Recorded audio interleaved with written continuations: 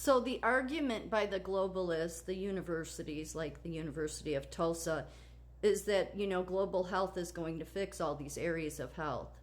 So global health nurses consider many common issues that can have a detrimental impact on populations worldwide.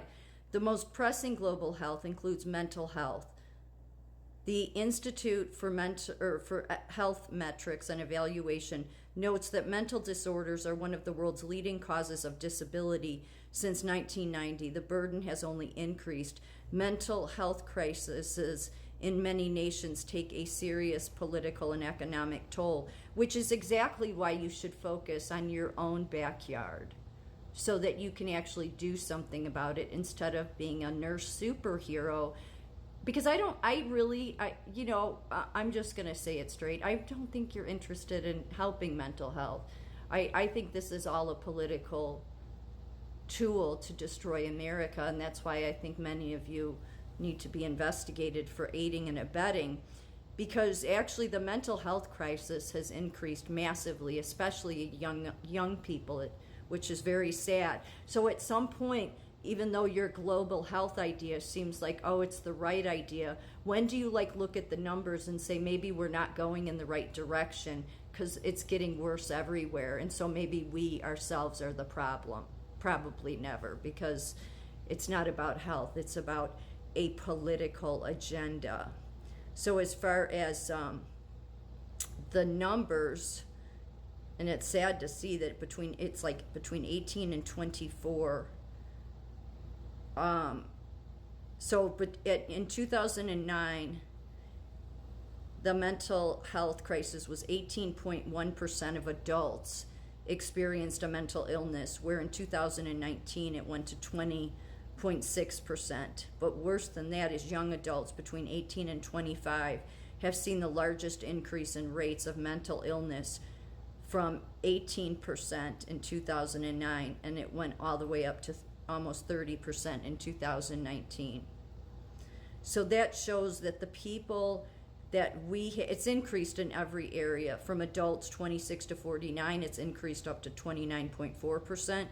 Young adults 18 to 25, this is just for the age groups, 36.2%, and 50 and over, 13.9%. So we're going in the wrong direction. So likely trying to tackle health on a global level is not the answer. But I would bet 100% that won't change the globalists, because it's not about health. They're just using health, which is what is very unfortunate, because they shouldn't be nurses.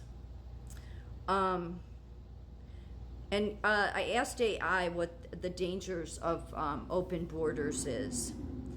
Surging tribalism, unlimited mass migration could cripple liberal Western powers, with perpetual ethnic tension, halting their ability to effectively act on the world stage, and potentially ceding the century to more unified authoritarian powers like Russia and China. Number 2, unmanaged diversity. The influx of people from diverse backgrounds could lead to societal fragmentation, succession, or the establishment of sprawling despotism, as civilizations are complex economic, social, and political coordination systems that slowly develop over time, over hundreds of years. Public health risk is next. Public health risk. Open borders could expose Americans to deadly diseases, as seen in the Ebola outbreak, and undermine public health agencies' ability to protect citizens. The lack of border control and identity checks could allow individuals with contagious diseases to enter the country undetected. Terrorist recruitment. The ease of movement across borders could facilitate terrorist recruitment, as seen in Germany's experience with refugees. Terrorists could use fake passports or blend in with refugee flows, making it challenging to detect and prevent attacks. Radicalization. The influx of refugees and immigrants could lead to radicalization, particularly among underage individuals, which would lead to a higher mental health crisis. If extremist groups are able to exploit their vulnerability and isolation, this could result in a higher risk of homegrown terrorism.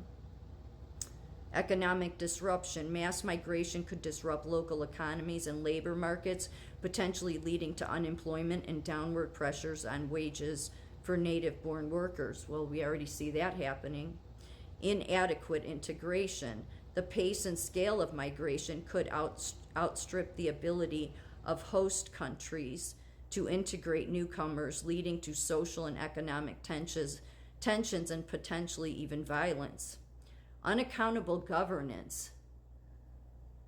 Open borders could lead to a lack of transparency and accountability in government decision making, as seen in the potential for elite interests to prioritize open borders over public health and national security concerns.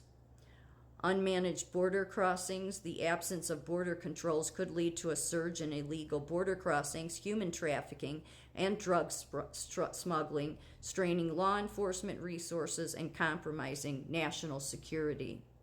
Inadequate institutional capacity. The sudden influx of migrants could overwhelm the institutional capacity of host countries, including healthcare, education, and social services, potentially leading to a breakdown in public services and social cohesiveness. So I'm just wondering, with all of those dangers, why public health, why CDC, why HHS, why the nursing profession, why the universities that train nurses and medical professions would support such irresponsible policies.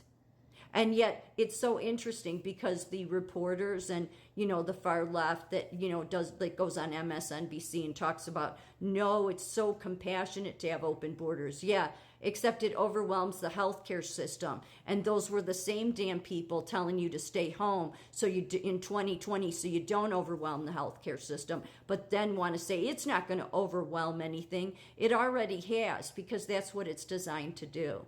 The people that did this to America hate America. It's very sad, actually. I had no idea so many nurses hated their country they live in. And what bothers me is it's like if I hated the country I lived in so much, I would just move to the country that is more aligned with my values. Since communism more aligns with the nursing profession in this country, then those nurses should move to communism and see how great that healthcare system is.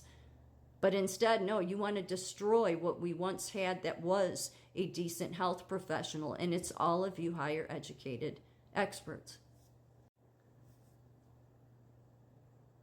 Trump said Kamala Harris has blood on her hands from migrant crime. That's illegal immigrants. Yeah, she does. But there's many people that aided and abetted this crime.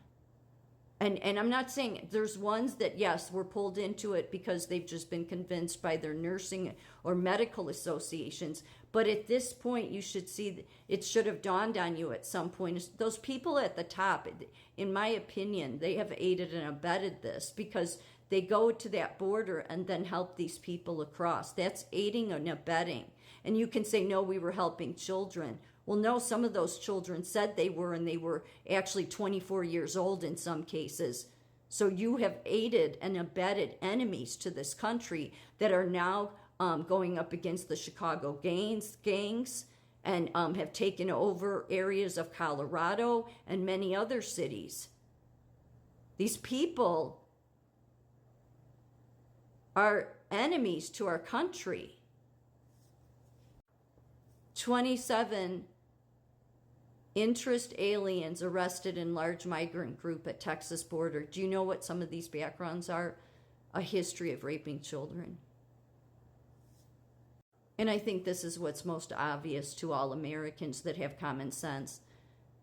Representative Tom Tiffany, in Biden's disasters, migrants come first. Everybody comes first before Americans. And it's too sad and pathetic that the very people that head up our medical and nursing profession went along with this. As far as I'm concerned, they have aided and abetted in many ways this mass crime. And increase in mental health.